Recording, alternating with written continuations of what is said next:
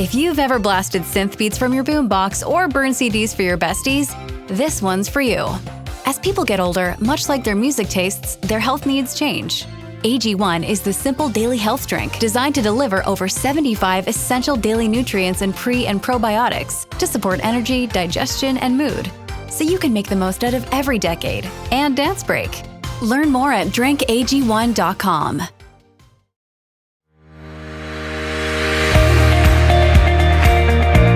I'm JJ Virgin, PhD dropout, sorry mom, turned 4-time New York Times bestselling author.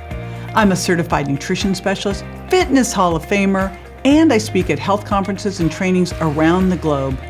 But I'm driven, most of all, by my insatiable curiosity and love of science to keep asking questions, digging for answers, and sharing the information that I uncover with as many people as I can. And that's where you come in. That's why I created the Well Beyond 40 podcast, to synthesize and simplify the science of health into actionable strategies to help you thrive. In each episode, we'll talk about what's working in the world of wellness, from personalized nutrition and healing your metabolism to powerful aging and prescriptive fitness. Join me on the journey to better health so you can love how you look and feel right now and have the energy to play full out at 100. Don't miss an episode. Subscribe now at subscribetojj.com to start unlocking your healthiest, most energetic self. There are compounds out there that you can use with diet and lifestyle that are going to help rejuvenate your body. They work with your body to help make your body better. And you're going to hear some stuff today that's going to blow your mind. And what's cool about this, as opposed to things like drugs get in there and they're the sledgehammer that work to just, stop something. When you look at these peptides that we're going to be talking about, they go in and rejuvenate. They go in and make your body work like it used to. So I've been really interested in them, and I've been playing around with a couple of them with good results, BPC 157 and Peptistrong. I've been using it from a company called Healthgevity. And so I wanted to get deeper into this, and the person who I've been listening to a lot online about it and who I had the pleasure to meet last year at the Health Optimization Summit is Nathalie Niddam. She's a holistic nutritionist and longevity educator, and she has been really into bioregulator peptides for years now. You're going to hear the whole story of how she got into them, pretty interesting. And so much so that she actually has a podcast, her longevity podcast, where she really focuses on them and shares her expertise on them. So again, I am bringing the expert to you on this, and you will learn how you can use these to maybe rejuvenate your thyroid, balance your blood sugar, help with reducing inflammation. Super cool stuff, and it's something that you can layer on top of what you're already doing and cycle in for great results. So I will be right back with Nathalie Niddam. Stay with me.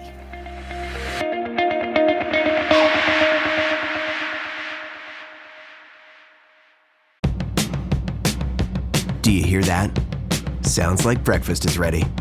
Because Quaker's coming in hot with morning nutrition. 100% whole grain oats and a good source of fiber to fuel the rhythm of your morning and kickstart your day. And that sounds absolutely delicious. Fuel to start whatever's next.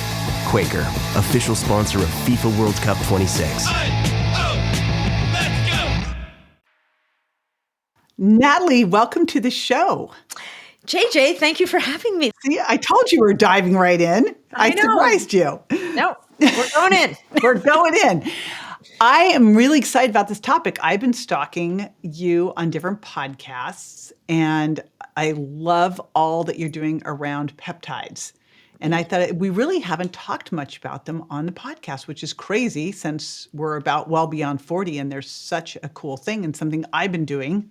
So I'm excited to have you talk about them. How did you get into them? I've, you know what it was? I was at a conference and I was exhausted. I'd been on the exhibitor floor, which is where I spend most of my time at these conferences. And I just needed to take a load off my feet. And so there was a stage off to the side and there was an empty seat. And I'm like, oh, I'm going to go sit there. And so I sit myself down and I put down my bags And all of a sudden I can, you know how you kind of hear a voice through the haze, and there's a guy standing on stage talking about, yeah, and I've got this tan and I haven't spent any time in the sun. And it's, I got it from this stuff called melanotan. And then, which he didn't say the stuff, he basically goes through the thing. And then he goes on, and I'm kind of like, oh, that's kind of interesting. That's weird, but interesting. And he doesn't look like a carrot. So maybe there's something to it. Yeah, it's not like Charlize Theron at remember that? The unfortunate Oscars. The most unfortunate Oscars, yeah. And so then and then he starts talking. He throws up a slide, and he's talking about this Russian guy and this research on this stuff called epitalon. And it's an old people study, and how he gave it to these old people. And the next thing you know, it's like 12 years later, and the test subject had 33% less mortality than the control group. And I was like, oh, that's kind of interesting too. And then he goes on to say, but that's not all, because they had better bone density, and they had better happiness scores, and they slept better, and their melatonin production, and their this, and their telomeres. And I was like, okay, really? And then next thing he's talking about BPC 157.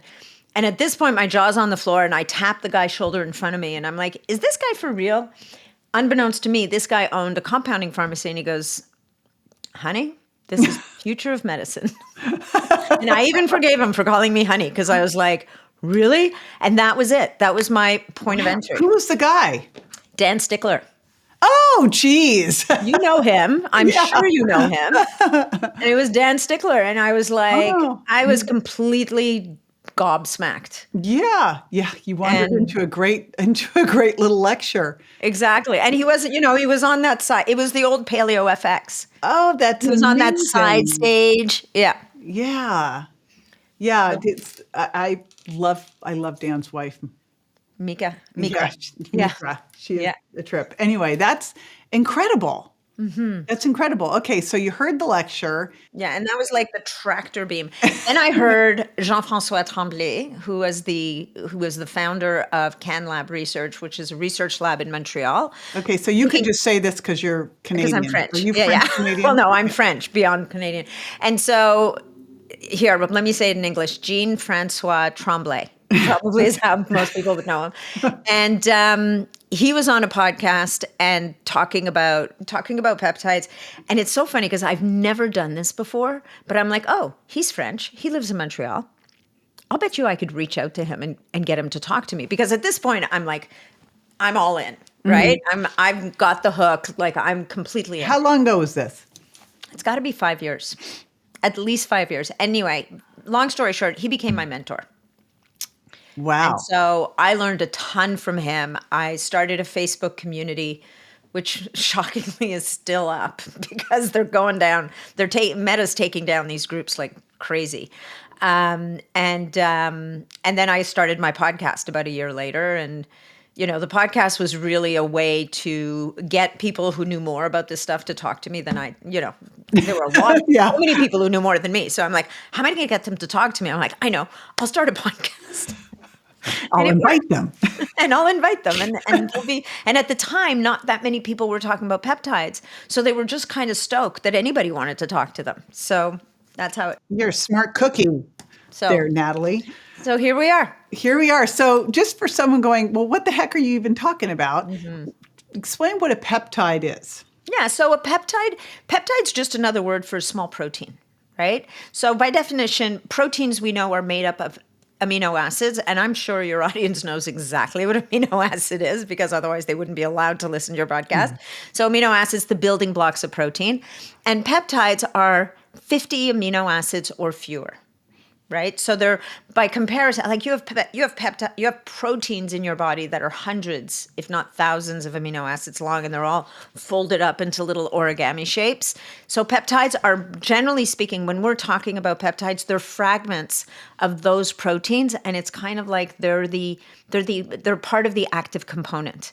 And so they've been isolated and identified as initiating certain, like they act as signaling molecules in the body. And so they initiate certain chemical or structural responses at a cellular level in the body. And people have heard of these because they've heard of GLP-1. So you've heard of peptides, but these are bioregulator peptides. What is that meant by bioregulator? Right. So the bioregulators are like a subset of peptides, right? So you've got your GLP-1 agonist that you were just talking about. And then we have things like another one people might have heard about is BPC 157. Then there's the melanotan I talked about earlier. Anybody who's been into bodybuilding knows about melanotan because bodybuilders have been using those for a gajillion years, as well as the BPC. But the bioregulators are only 2 to 4 amino acids long. So they're teeny. To be very technical, we're going to use that super technical term. They're minuscule. And what's one of the features, and they go beyond being signaling molecules, they're actually epigenetic switches. So what they do, because they're so small, is they can cross the cellular membrane, they can get into the nucleus of the cell, and that's where they basically bind to specific areas on your DNA and upregulate the production of proteins. And so in that way, they basically drive rejuvenation at a cellular level on a tissue-specific basis. And just for everybody listening, these are the biggest threat to big pharma there could possibly be. So like Natalie said, hey, they're like Meta's taking down all these things. It's like you see things like, is BP...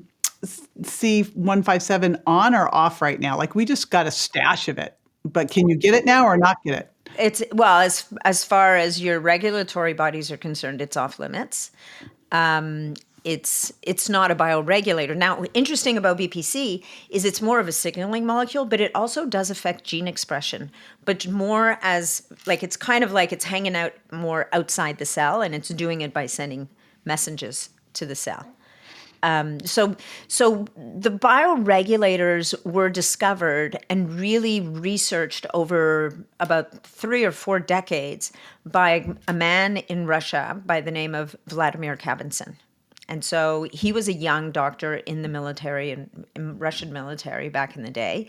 And his superiors came up to him and said, Vladimir, we have a job for you. And he's like, oh, yeah, what would that be?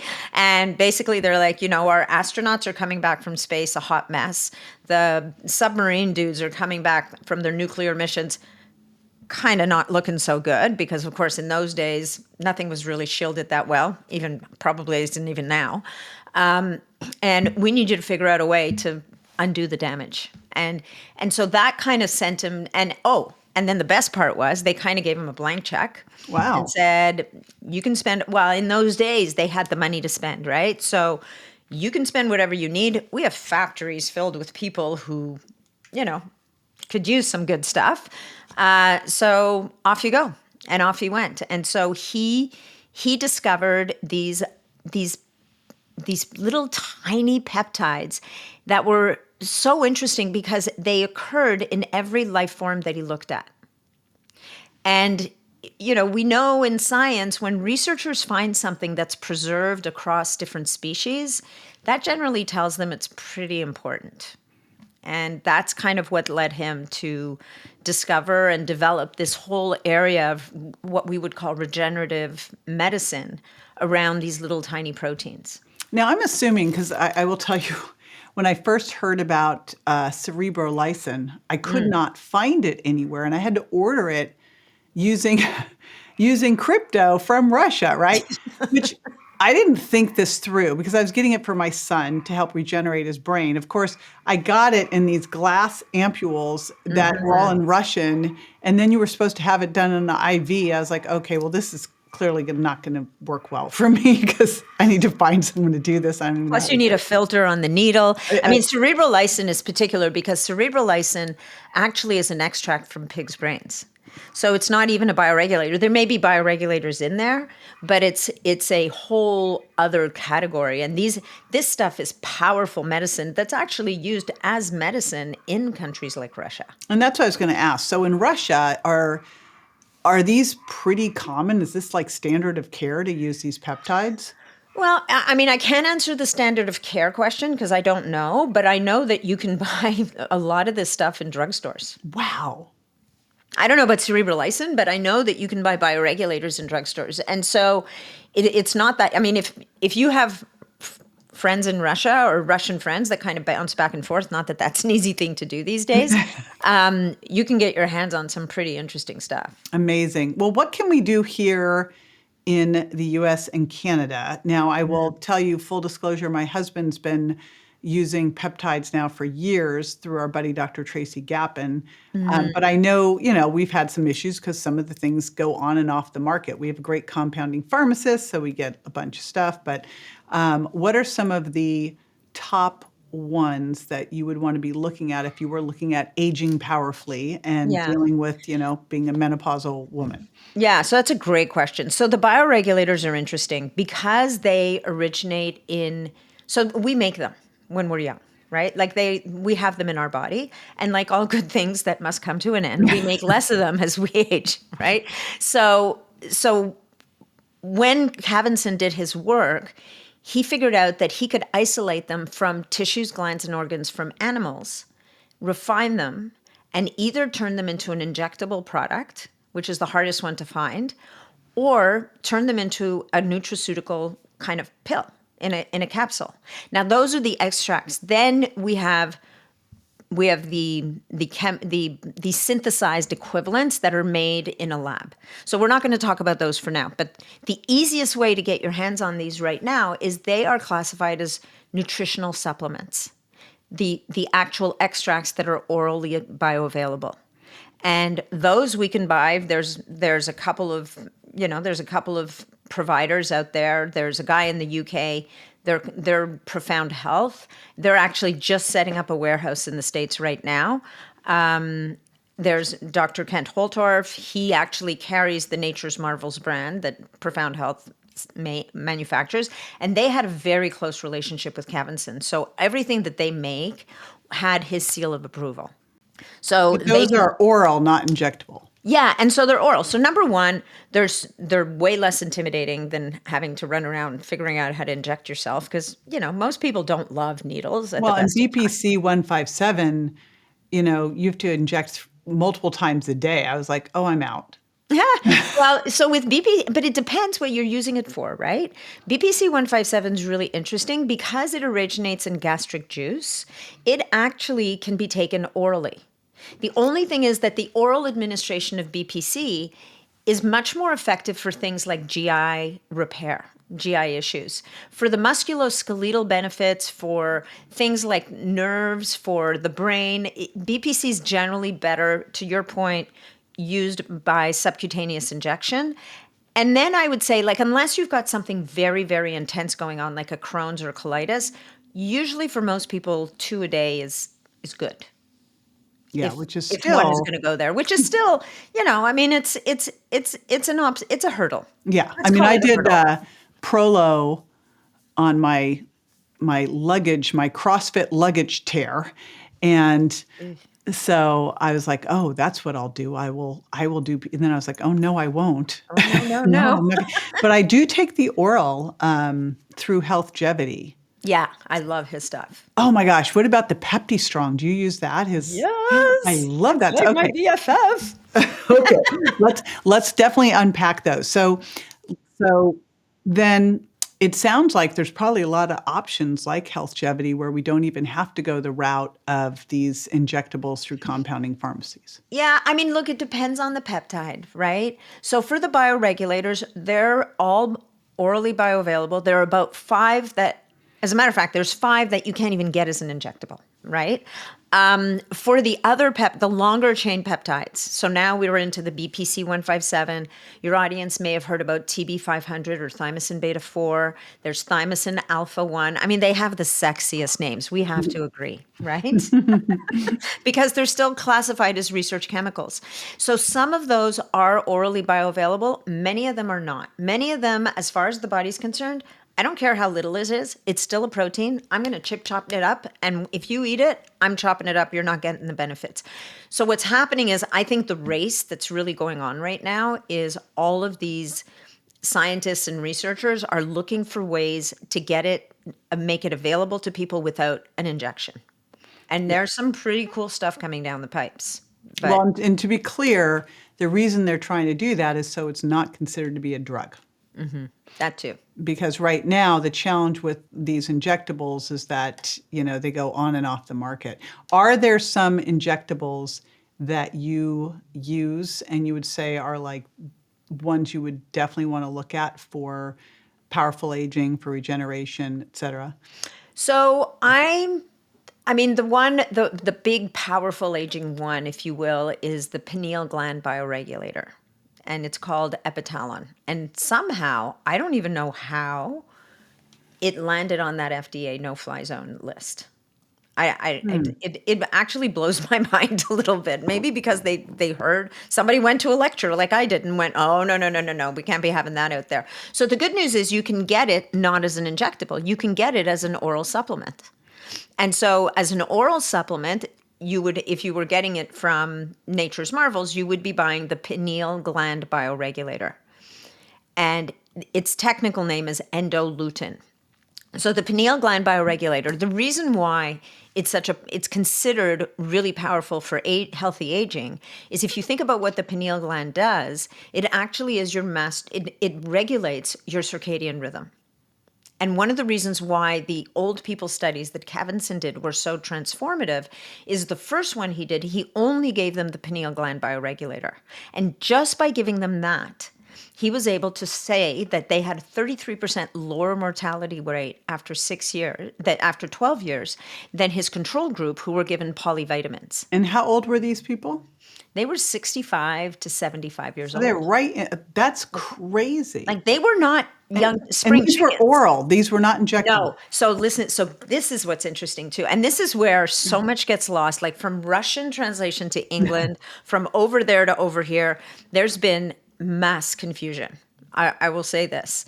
So the products that he was using were the injectable extracts from animals. So they were actually taking little itty bitty pineal glands from cows and smushing them up and doing whatever they did, just like the cerebral lysin, and turning it into an intramuscular injection. And then the control group, so he was comparing, right, two different groups of people, same age, they were getting a polyvitamin injection. So everybody was getting an injection. Nobody knew what they were getting. So that's why that study's pretty impressive. And so the pineal gland, in addition to managing your circadian cycle, also regulates your melatonin production. And we're all going to sit there and go, okay, well, so they slept better. Big whoop. Well, we know melatonin is... That's a big whoop. Well, first of all, it's a huge whoop. Yeah. And secondly, melatonin is so much more than just about sleep. Right? It's the most powerful antioxidant in your body. Like there's tons of research on melatonin. On top of that, your pineal gland is your master endocrine regulator. So it has an impact on your whole hormone system. The pineal gland also has an influence on the immune system. And the big nut here is that the pineal gland, by activating it through this bioregulator, it actually activates an enzyme called telomerase. And telomerase is an enzyme that regulates the length of the telomeres. And telomeres are those little ends on your DNA, which you guys have probably heard about. Every time your DNA replicates, you lose a chiclet off the end. If they get too short, they can't replicate anymore and things start to look ugly.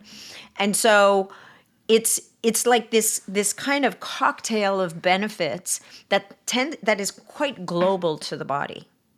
And so that's why the pineal gland bioregulator, I think, it's critical to healthy aging. I wonder, so I did a lot of Dr. Joe work, and I go to an event every year. Mm-hmm. And, the big thing you learn there, because you're basically dinging the bell of the pineal gland. Yes. But the big thing that he talks about is how, especially in the United States where we fluoridate, is that how you say it? You put fluoride in water. Way better way to say it. I wasn't going to be able to help you there. Didn't sound right. Anyway, that you calcify the pineal gland. Mm-hmm. So I wonder if some of this mechanism is like decalcifying the pineal gland. Like I wonder what it's doing. Who knows? I've asked the question and nobody's been able to give me that answer. Yeah, because how would they be able to know? Like how you'd have to be able to image the pineal gland literally. Right. So and the truth of the matter is that the answer may be sitting in Russian literature. because they're Well, not, they just go weren't all look that. that up, would you? They weren't super diligent about sharing all their stuff, right? And what's interesting about these bioregulators, if I only had one, it would be the pineal gland bioregulator. The close second would be the brain one, which confusingly is referred to as pinealon. So you would think that pinealon is the pineal gland bioregulator, but no. Pinealon is the brain bioregulator, and it, from a central nervous system perspective, it's a very important bioregulator. And especially if you're a Joe Dispenza aficionado, we understand that balancing the nervous system has everything to do with our function, with how we age, and even if you're not Joe Dispenza, honestly, we know this. And then I used to say there was 3. I would say there's 4 because I've added that brain bioregulator in there. The next one would be the thymus gland bioregulator, because our immune system is ultimately what takes us down. Whether it's overactive, underactive, or going sideways, it's the thing that kind of leads us down the path of aging. And then last but not least, we have the blood vessel bioregulator, because if we can help to restore function to the endothelium of blood vessels, everything goes better. We can deliver nutrients to the cells. We can remove toxins. Our heart can work better, all the things. And after that, it becomes this stupid game of trying to pick your favorite child. Because are you going to pick the heart or the liver? Are you going to pick the adrenal glands or the thyroid? I think we'd kind of be hard-pressed not to say that they're all kind of important. Yeah. Well, you'd look at what your weaknesses are, too, Exactly. I would assume. Yeah. Wow. So you've been taking these for 5 years now? About, about not quite. No, I would say more like 3. And how many are you taking? It depends. I don't generally take more than 3 at a time. And I'm not going to lie. There have been times where I've been like, you know what? I'm taking a break. I need a break. I don't want to do this anymore. And is that a good way? Is it better to cycle these? What's the recommendation? Yeah. I think everything needs to be cycled. Honestly, I don't think there's Except too my many. estrogen. Don't take that away. Well, no, except for that. Yeah, I was going to say there's a few exceptions to that rule. Yeah. But yeah, your estrogen, no, not touching your estrogen, promise. But when it comes to peptides, for the most part, unless you have some kind of weird medical condition and you have a physician working with you telling you need this to continue to function, for them, and particularly when it's, and I mean, think about what they're doing.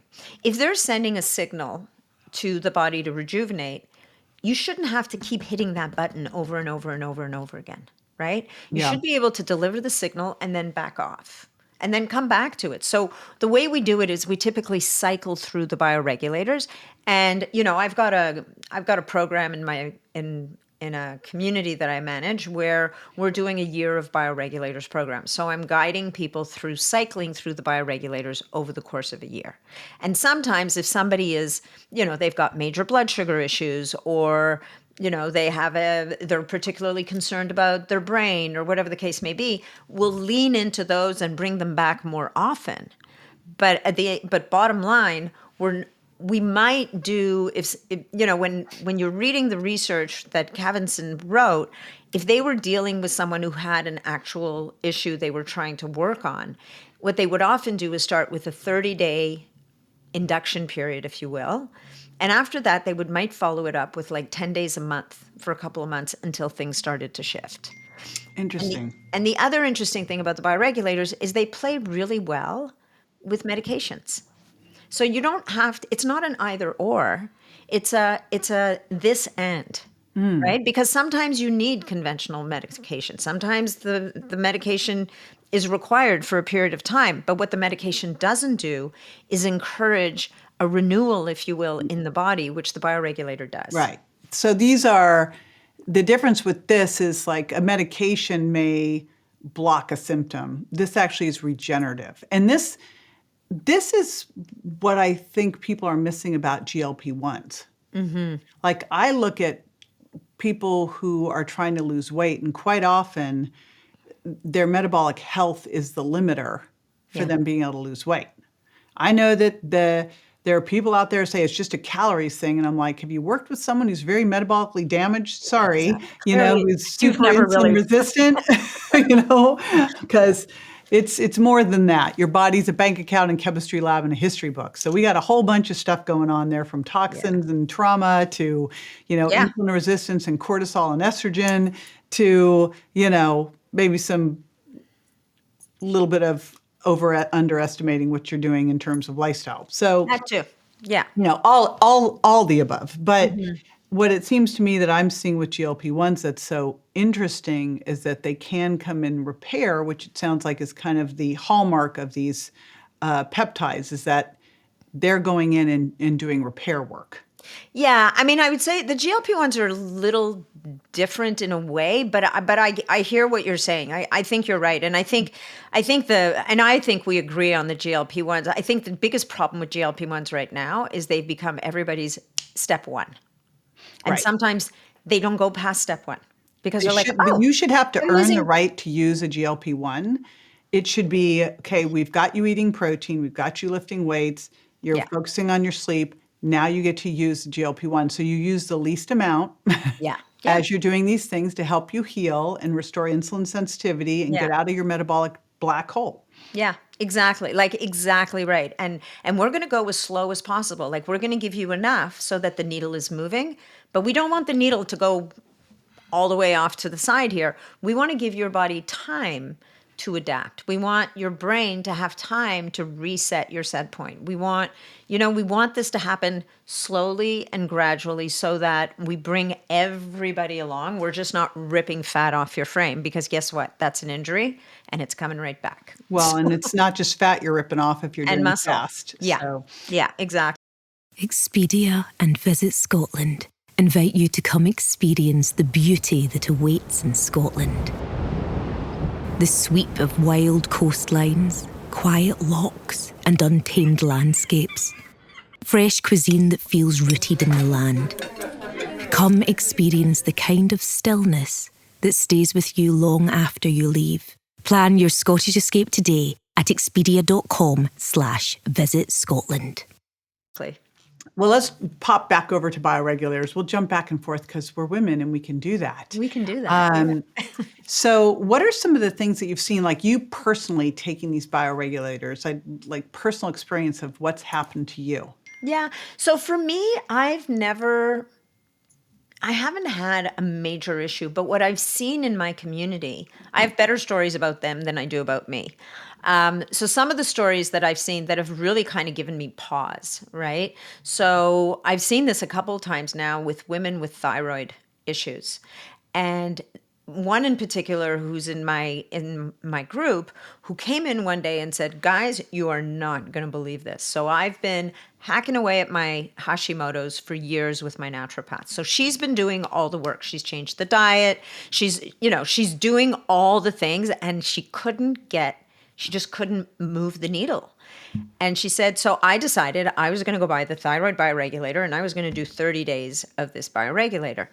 And in her case, it was the last piece of the puzzle that she needed.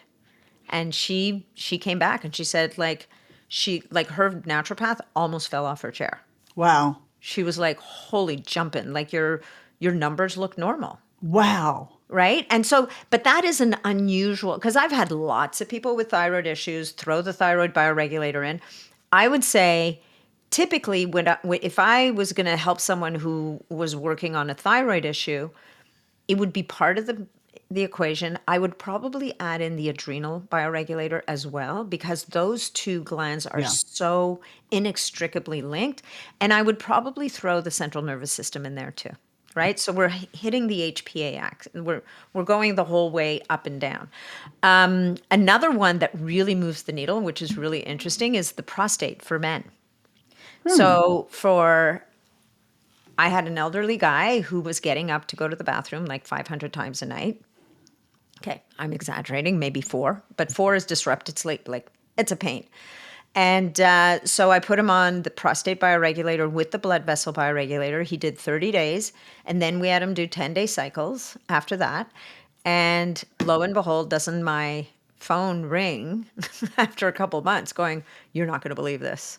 Like, I'm going to the bathroom once. and I'm pretty much sleeping through the night. So that's another one. Now, again, you want to make sure that you've knocked out all the negative, all the bad things that could be at play here. And once we know that it's just benign prostate hyperplasia or whatever the case may be, now we can start to think about, could the bioregulator be helpful? I've had people's liver enzymes come down from using the liver bioregulator. I've seen blood sugar control get better with the pancreas. But I want you guys to hear this. In every case, they were also doing all the other things. The liver person wasn't sitting there pounding alcohol or doing whatever and watching their liver enzymes drop. The person whose blood sugar numbers started to normalize was also working on their diet, but they'd been doing that forever and just weren't making any progress. And bringing that bioregulator in just seemed to be the final little push that they needed to start to get things to move in the right direction.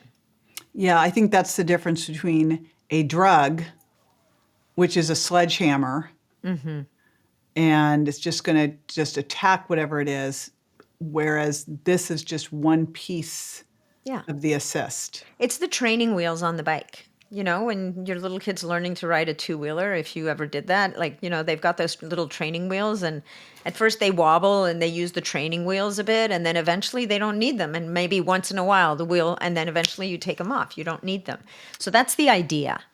So these ones that you're using right now, can people in the United States get them now, or is it going to be? Yeah, 100%. And you don't need to use crypto. Cool. Yeah. You don't have to. Well, when we were getting them, we were signing up to be, they were said not for human use. Oh, gosh. Right. I know. For animal use. Unnerving. Yeah. Part of a test subject. I'm like, okay, Here we go, honey. We're going in. Let's go. We're now test rats. Okay. We're now lab rats. We'll try it. But all right, this all makes sense. Let's flip gears just for a moment, because I would love to address the GLP-1s. Since you're coaching a lot on these bioregulators, do the GLP-1s come into this conversation at all? Sure. I mean, if somebody's got a lot of weight to lose, if that's what they need, it's like you said earlier, like on the one hand, we don't want them to be the one stop, because you're shooting yourself in the foot. But on the other hand, for someone we have to accept that people have broken their metabolisms. Like they've been yo-yo dieting, they've been abusing their bodies, or in the case sometimes with women, as they go through menopause, like the world goes to hell in a handbasket. They pack on I call it the magic 10, right? It just shows up overnight. You didn't change anything, and you wake up one morning, you look down, you're like, what just happened? I know. If anything, you're doing like more exercise, restricting more, and you're like, what is going on? What's going on? This is not okay. Whose body is this? Exactly. And I haven't changed my diet, which is part of the problem, because nobody tells us that we're about to become insulin resistant. Right. When we weren't, right? So the GLP-1, it's a bit like BPC 157 with gut issues. They're compounds that can move the needle for people even before they can move it by themselves. And it starts like for someone who's carrying around an extra 50 pounds, if they can start dropping weight, all of a sudden they have more energy. All of a sudden they can move more. All of a sudden their inflammation has dropped a little bit. They're not as achy. They want to exercise. So I think it's how we use them, and it's the promise that we make, which first of all, we don't make promises, but it's the promise that's being put out there right now is use this and you'll be fine. And the real promise should be, this is something that is going to give you back that competitive edge. It's going to give you the ability to help your body to do the work so that you can get to yourself to a point where you're healthier, you're fitter, you're leaner, you've got more muscle. You've taken the opportunity of not caring as much about food so that you can recalibrate your taste buds and learn how to eat normal food again. And now we're in a world where we can start to help people hit their goals and now wean them off, maybe they stay on a baby dose because they just need it. But, I had someone else say to me today, so they're going to have to be on GLP-1s for the rest of their life. And I'm like, no, they won't. I mean, some people might, but a lot of people won't. But even if they were, like you look at it and go, all right, someone going through menopause, estrogen drops, inflammation goes up, they become insulin resistant, cortisol goes up, and this could, and now estrogen's dropping, so it's hard to build muscle. This could drop the inflammation, improve the insulin sensitivity, help them build muscle because it actually can. Yeah. And so they have that chance. If it was someone who's obese or morbidly obese, think of the polypharmacy that they're on. Yeah. And so when I hear the argument, oh, they might have to be on this for life, I'm like, but they were going to be on all these other things for life. So all of a sudden, they get off their blood pressure medication, cholesterol medication, all these, their insulin, all these other things, and they're on one thing, low dose cycling. How is that a problem? And that's bad. I'm missing the problem here. So help me understand this, because they're not taking that statin anymore that's causing muscle weakness so that their bicep tendon will rupture when they try to pick up the wrong thing. You've got something that's actually helping them build muscle. So that's a terrible thing.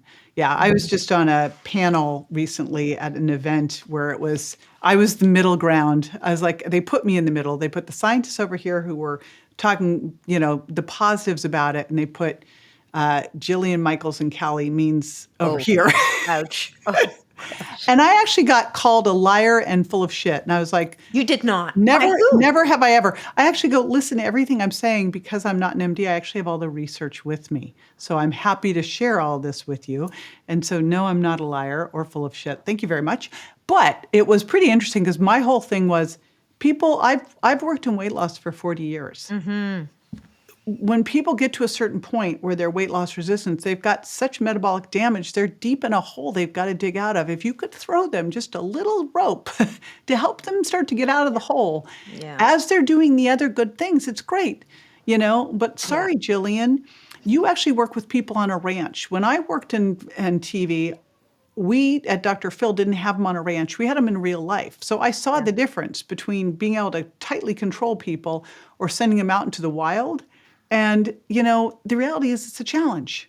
Well, and what happens to those ranch people when they leave the ranch? We know what happens to the ranch people when they leave the ranch. I know exactly. But that's what I mean. They're trying to say long-term success. Like that's just. I mean, there's some doctor recently, I'm sure you've seen this, put up a post saying that GLP-1s are going to eat, not only are they going to eat your fat, they're going to eat your muscle, and your heart is a muscle, so it's going to eat your, and I'm like, come on, like what? Who's paying you to say this? Yeah. Like First of all, they're not eating anything. They're not Pac-Men. Like number one, there's no Pac-Men. Learn the mechanism of action. Number one. And number two, like I'm not a doctor either, but we understand the mechanism of action here. Like we need to get rid of this dogma that's so prevalent and bring back a more nuanced message that helps people to understand these are such a powerful, powerful tool, but you got to learn to use them properly and you will get to live happily ever after. Yeah. Well, I love the way you're approaching this because it's like, okay, do all the things. And then here are some things for the areas that need some rejuvenation that you can cycle in and do. I'm like, this is fabulous. And I didn't know, and this is why I wanted you selfishly to be on the show. Like I've been using the Peptistrong one, and I also use the oral BPC 157 because I was too big of a baby to inject myself twice a day. I literally do a testosterone injection every other week, and Tim has to do it, and I go do the cold plunge, then I get out, then he has to do it. Like it's a whole thing. It's a whole thing. Production. Yeah. Okay. It's like I'm a big baby about these things. But you get into the cold plunge, so that's pretty good. Right? Like, well, he was icing me down, and I'm like, why wouldn't I just do this after I get out of the cold plunge? I'm just saying. Duh. Anyway, I know you have a guide you've written about this. So in the guide, does it tell where to get these things too? Which ones? Like, so the bioregulators, that's readily available. That's on my website. I've got a whole page. I mean, cool. My website. I have a new website coming. I'm so excited. It means right now you're in that terrible space. You're in that space where you look at your old website and you go, oh my God. Shame. I know. Yes. And then I hate to tell you this, but your website's done and you love it. It's so beautiful. And then a couple months later, you're like, oh, shoot. Like that's what I was like, oh, shoot. I thought I just did all this. And now this all needs to be redone again. It's like it's No. I'm right now. I'm still in the anticipatory phase, so I'm sitting with that. okay, cool. It's like house remodeling, but you get it all remodeled, and then you're like, oh, Yeah. Why did we pull up the floor? Why did we put in all these new kitchen cabinets and not change the floor? Like, whose idea was that? Anyway, but so the oral peptides, the bioregulators, all that is on the website. I mean, look, because of regulatory issues, the injectables it's a very gray zone. So there's a couple of research labs that I trust and have worked with in the past, and in the communities, in the group, like people share about all this stuff. We talk about it. I think to be honest, people need to be cautious and they need to use their good judgment here.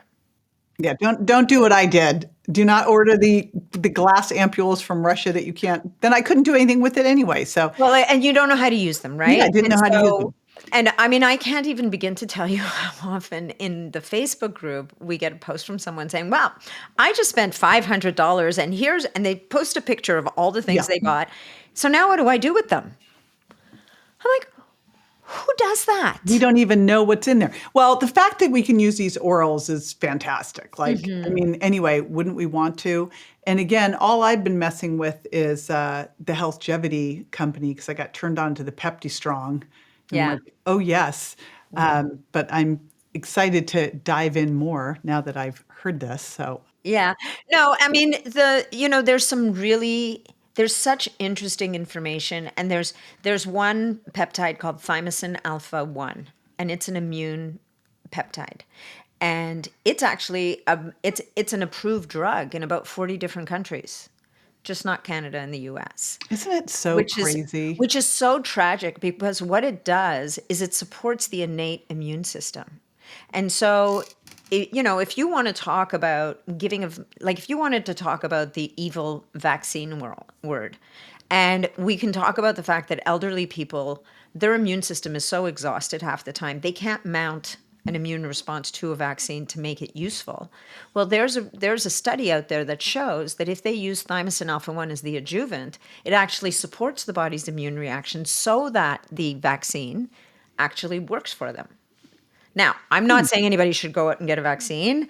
I don't want to have any part of that conversation. I'm not promoting vaccines. All I'm saying is there's really interesting information about other countries that use these compounds as medications that for some reason we've just got our heads in the sand in these here saying, no, we don't want to hear about it. For some reason, we just don't think it's okay.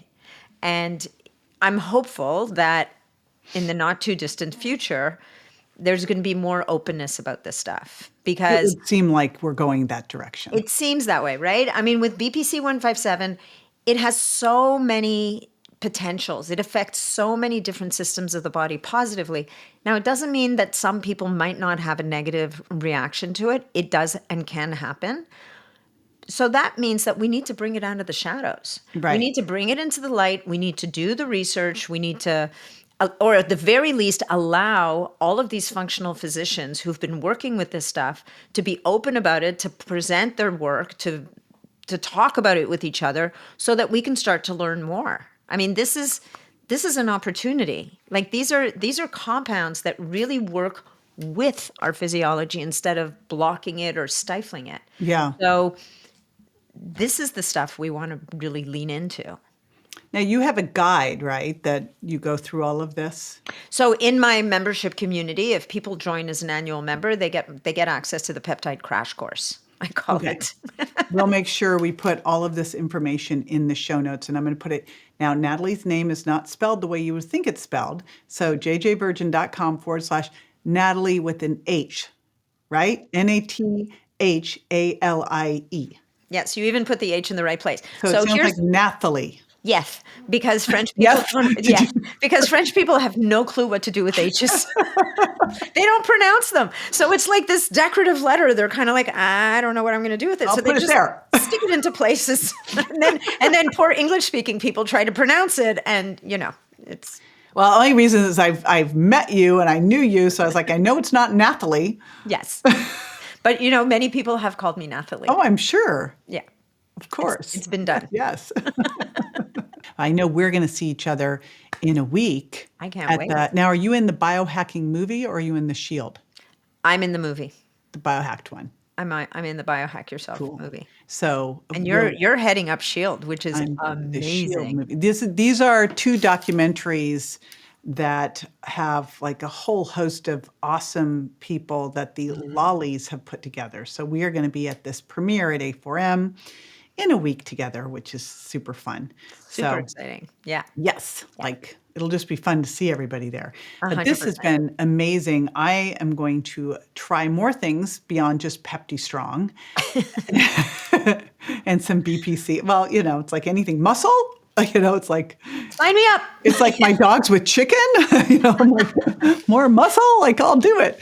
bring But it. I'm going to do a little thyroid experiment next because this Nice. is interesting stuff. I'll report back in. So thank you.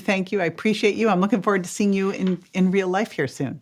Thank you so much, JJ. It was a pleasure.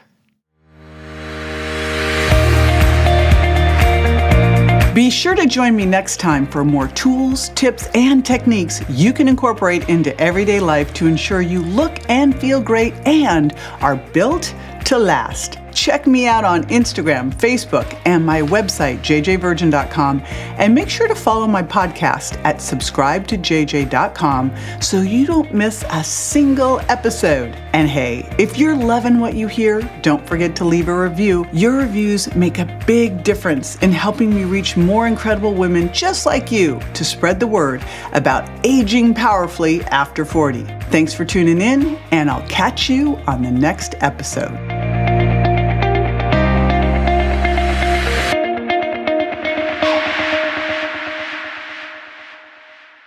Hey, JJ here, and just a reminder that the Well Beyond 40 podcast offers health, wellness, fitness, and nutritional information that's designed for educational and entertainment purposes only. You should not rely on this information as a substitute for, nor does it replace professional medical advice, diagnosis, or treatment. If you have any concerns or questions about your health, you should always consult with a physician or other healthcare professional. Make sure that you do not disregard, avoid, or delay obtaining medical or health-related advice from your healthcare professional because of something you may have heard on the show or read in our show notes. The use of any information provided on the show is solely at your own risk.